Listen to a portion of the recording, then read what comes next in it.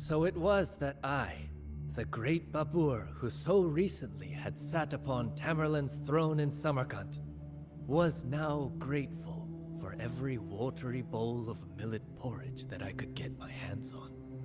I was in a pitiful state. My so-called army consisted of 15 riders, only 3 of which had swords. Hungry and battered, we spent the nights in the wild, and my mother slept in our only remaining weatherproof tent. Oh, Kutluk, my dear mother. Without her, I would have been hopelessly lost. Brave and indomitable, more skilled with her bow than any of my soldiers.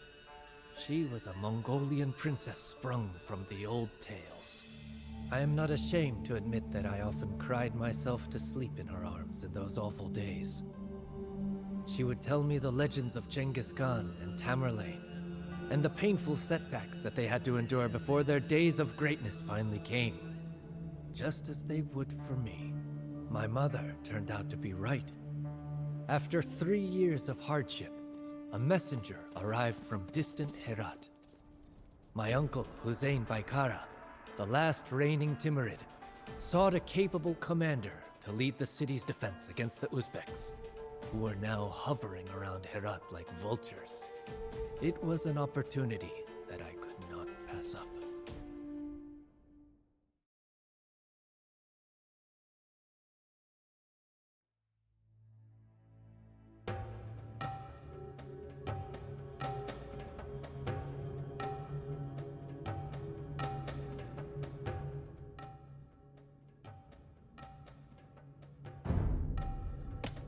What an inhospitable swathe of land.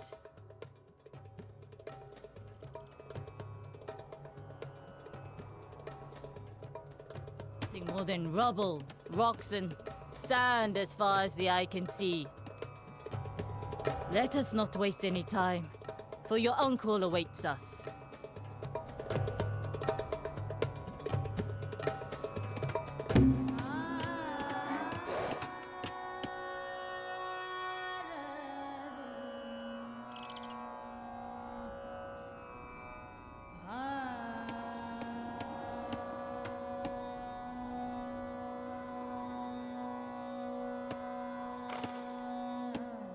Take this food, Babur.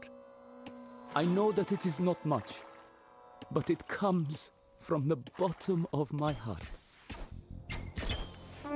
Caution! An Uzbek ambush! I would never have thought that they could have already penetrated this far south.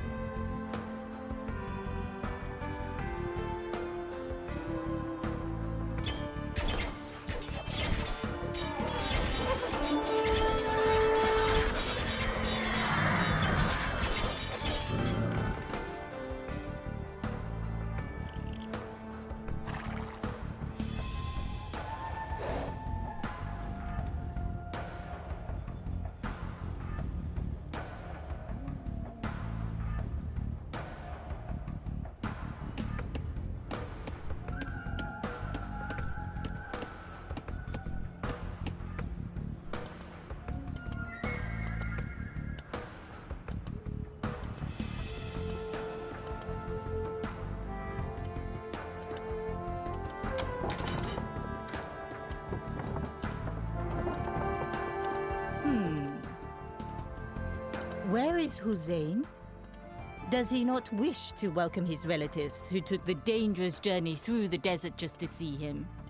We are heartbroken to inform you, Princess, that the righteous Emir has closed his eyes forever after a long battle with illness. Without Hussein, The city is leaderless, and the villainous Uzbeks are already rubbing their hands with glee. May Allah receive him with grace. But now is not the time to mourn. We cannot allow the Uzbeks to snatch another jewel from us. We will defend Herat.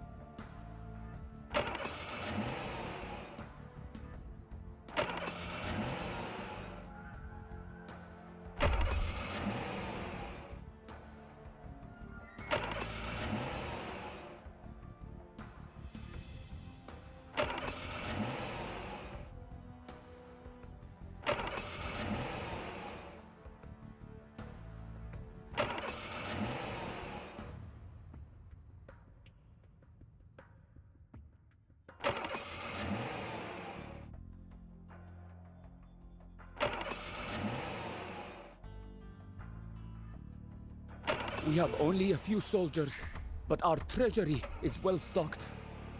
We will ensure that you and your soldiers are compensated royally for their services, Babur.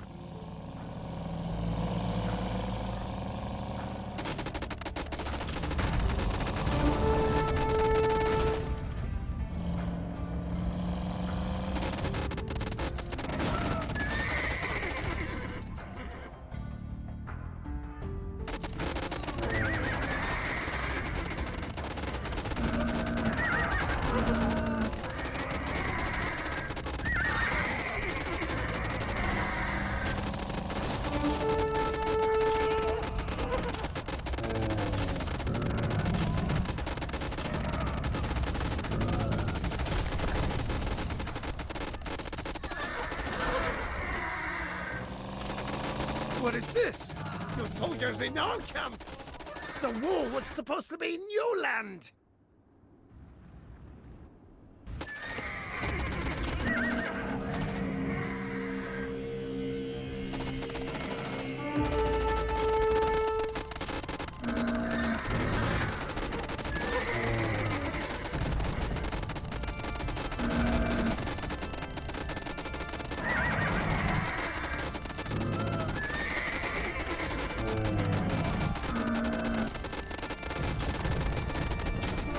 Siege engines to storm enemy cities and camps, but there is far too little timber to be found in this desert. There is an elephant breeder to the south, however. Perhaps you can use these powerful beasts instead.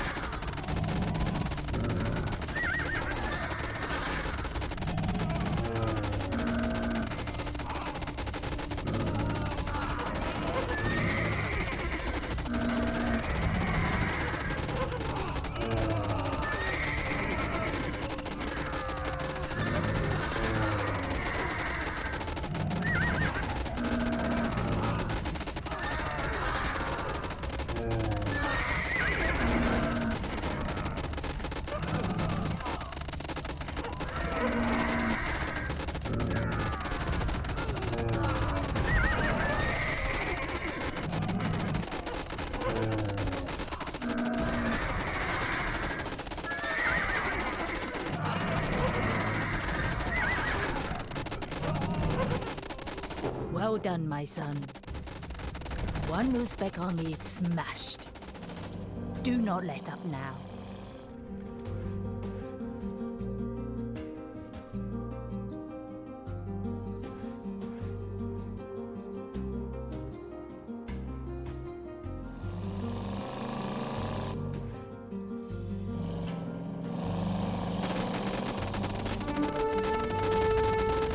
Just because I executed some of your relatives to subjugate this beautiful city does not mean that I quarrel with you, Babur. You in Herat, I in Kabul. We should not get in each other's way. Declare me an ally, and I will extend you the same courtesy.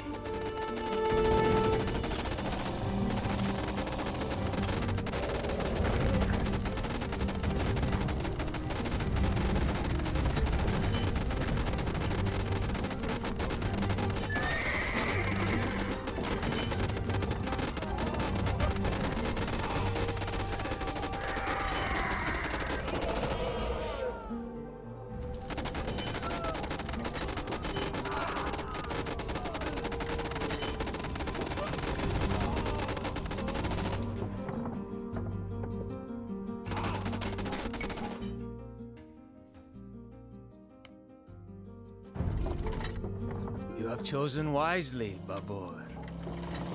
You will surely become good friends. We should not trust this man. Stay vigilant, my boy. What are your soldiers doing so close to my city, Babur? Did they lose their way?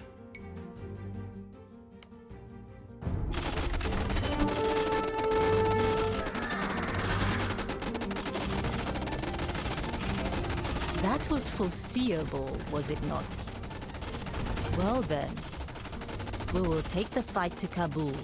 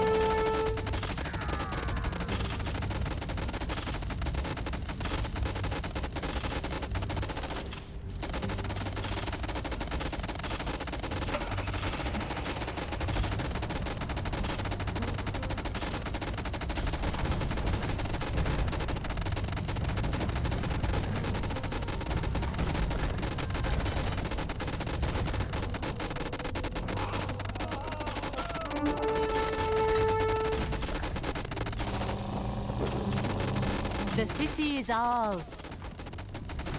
We may have lost Samarkand, but nothing will stop us from turning Kabul into a paradise.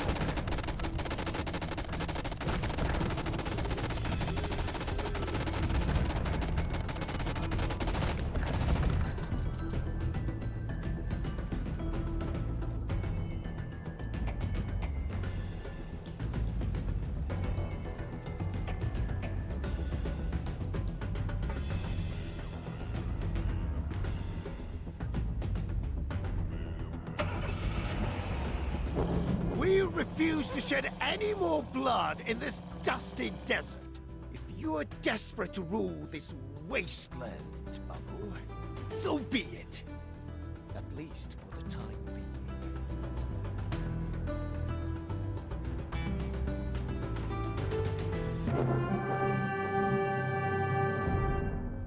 The Uzbeks had been driven out.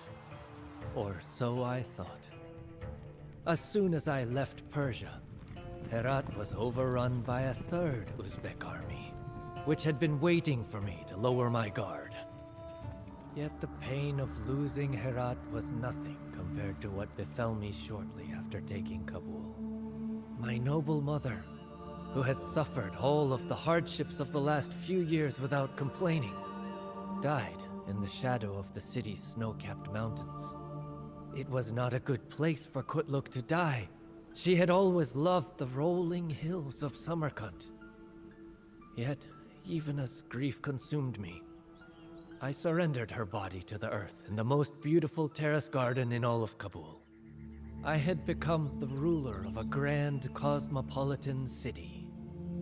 Yet I felt like the poorest man in the world. It seemed that for every good thing that I was given, something valuable was taken away from me. Allah gives, and Allah takes.